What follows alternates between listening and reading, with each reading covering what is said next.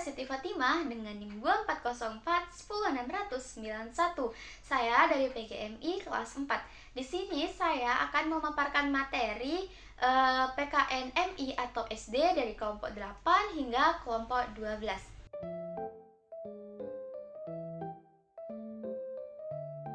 Materi yang pertama itu ada identitas kepada keluarga dan teman, seperti budaya, suku, bahasa, dan agama di rumah, di sekolah, serta di masyarakat. Yang pertama itu ada pengertian identitas. Identitas adalah ciri khas yang membedakan seseorang dari yang lain, di mana identitas diri terbentuk dari lingkungan keluarga dan masyarakat, serta merupakan hasil belajar dan pengalaman individu yang membentuk kepribadian unik melalui interaksi sosial dan penyerapan nilai-nilai yang ada di sekitar. Yang kedua itu ada identitas di rumah atau keluarga.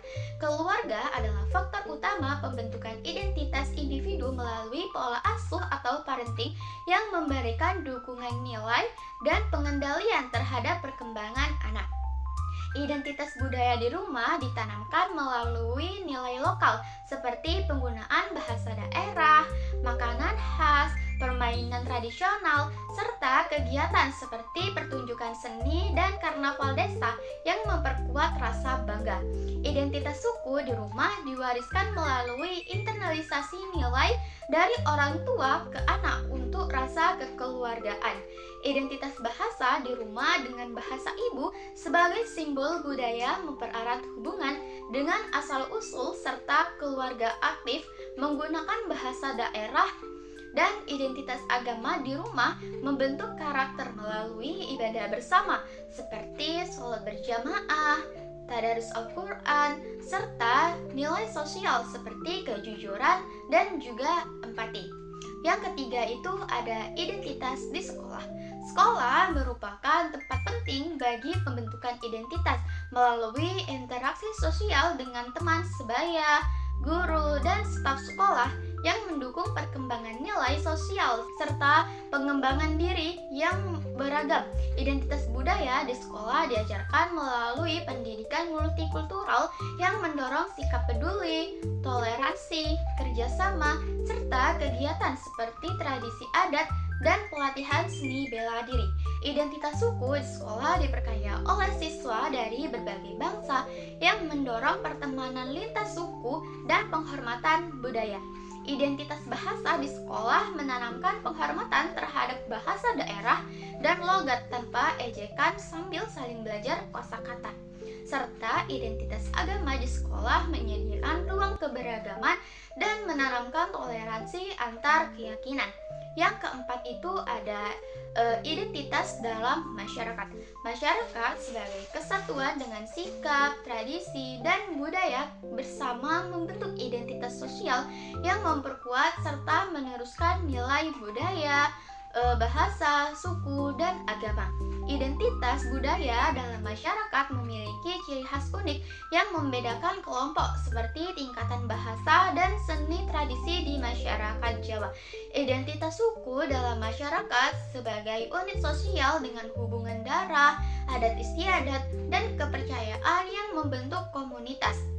Identitas bahasa menyampaikan informasi serta perspektif budaya melalui bahasa daerah dan bahasa Indonesia sebagai persatuan yang menjaga adat, serta identitas agama memberi nilai moral dan norma yang membentuk perilaku dengan praktik keagamaan, mempersatukan komunitas dalam kerangka identitas sosial yang kuat.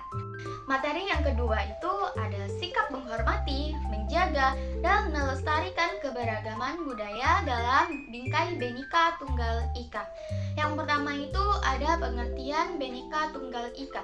Bhinneka Tunggal Ika adalah semboyan bangsa Indonesia dari Kitab Sutasoma karya Mpu Tantular abad ke-14 yang menegaskan toleransi antara agama Hindu Siwa dan Buddha. Bhinneka Tunggal Ika ini bermakna berbeda-beda tetapi tetap satu jua yang mengadu keberagaman sebagai anugerah Tuhan dan kesatuan sebagai cita-cita bangsa untuk hidup harmonis dan perdamaian. Yang kedua itu ada sikap menghormati keberagaman budaya. Menghormati keberagaman budaya merupakan kewajiban moral untuk membangun harmoni di Indonesia yang kaya akan budaya, agama, dan etnis yang diwujudkan melalui penghargaan berbeda suku, bahasa, agama tanpa paksaan, belajar budaya lain untuk tingkatkan toleransi serta kurangi prasangka dan sikap sopan terhadap adat istiadat tanpa merendahkan, sehingga menumbuhkan solidaritas dan kerukunan. Yang ketiga itu menjaga keberagaman budaya. Keberagaman budaya Indonesia yang dihargai dunia perlu dijaga agar tetap berkembang melalui pelestarian seni, musik, tarian, dengan dukungan masyarakat dan pemerintah, penggunaan bahasa Indonesia sebagai pemersatu, serta pendidikan multikultural sejak dini untuk menanamkan toleransi dan penghargaan perbedaan. Yang keempat itu ada melestarikan keberagaman budaya.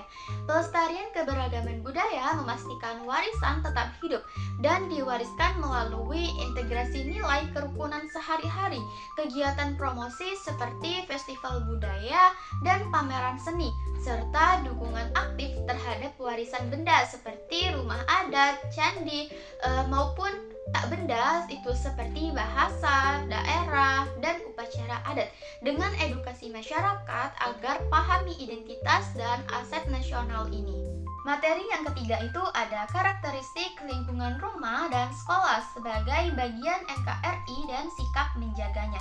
Yang pertama itu ada karakteristik lingkungan rumah sebagai bagian NKRI.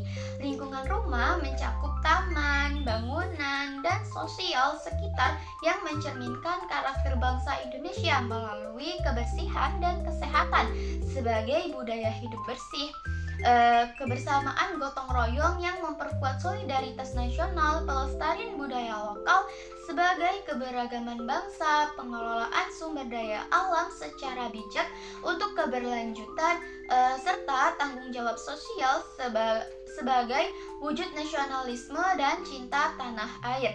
Yang kedua itu ada karakteristik lingkungan sekolah sebagai bagian dari NKRI. Lingkungan sekolah sebagai miniatur masyarakat multikultural menjadi wadah praktik kebinekaan dan internalisasi Pancasila dan NKRI melalui upacara bendera, sholat berjamaah, gotong royong, pemilihan ketua kelas, pelatihan pramuka, senam pagi, serta peringatan hari penting nasional yang menanamkan toleransi dan kebangsaan.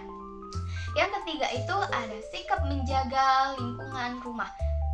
Sikap menjaga lingkungan rumah merupakan tanggung jawab keluarga sebagai bagian keutuhan dari NKRI yang diwujudkan dengan melestarikan sumber daya alam tanpa merusak hutan, sungai, dan laut, menerapkan prinsip 3R, aktif menanam pohon, membuang sampah pada tempatnya, serta penghemat air dan juga listrik. Ada juga sikap menjaga lingkungan sekolah. Menjaga lingkungan sekolah menciptakan suasana belajar kondusif melalui pengurangan kertas dengan format digital, transportasi ramah lingkungan seperti jalan kaki dan juga bersepeda, membawa bekal untuk kurangi sampah plastik, kampanye peduli lingkungan, serta kebijakan sekolah seperti pengelolaan sampah dan penghematan energi.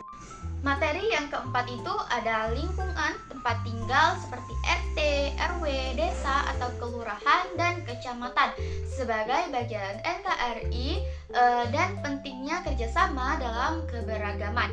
Yang pertama itu ada lingkungan tempat tinggal sebagai bagian NKRI.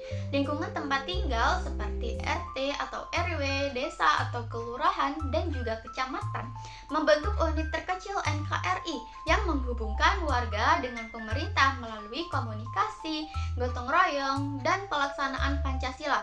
RT atau RW sebagai kelompok minimal 30 kakak menjaga ketertiban dan solidaritas. Desa memiliki otonomi Undang-Undang Nomor 6 Tahun 2014 untuk adat dan budaya, dana desa, BUMDes, dan demokrasi BPD.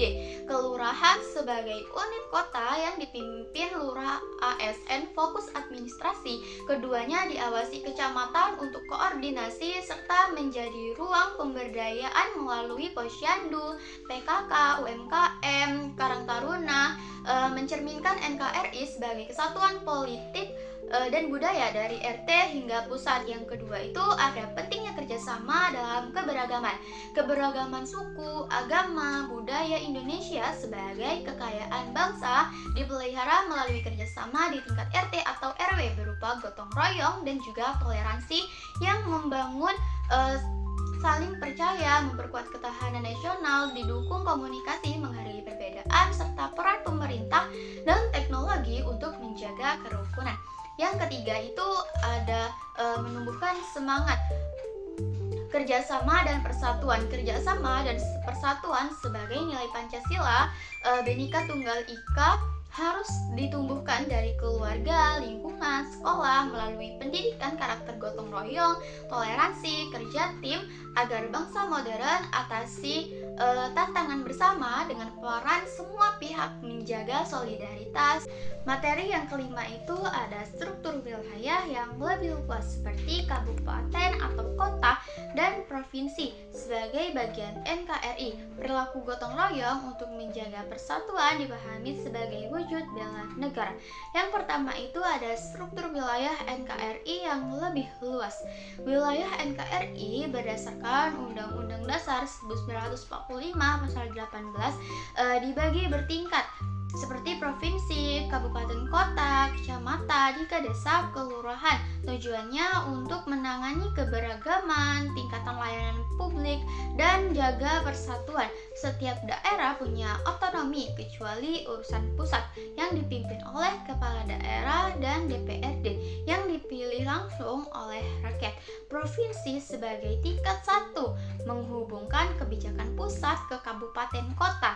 Gubernur bertindak ganda sebagai kepala daerah dan wakil pusat yang diatur oleh UU 23 2014 dengan otonomi lintas kabupaten.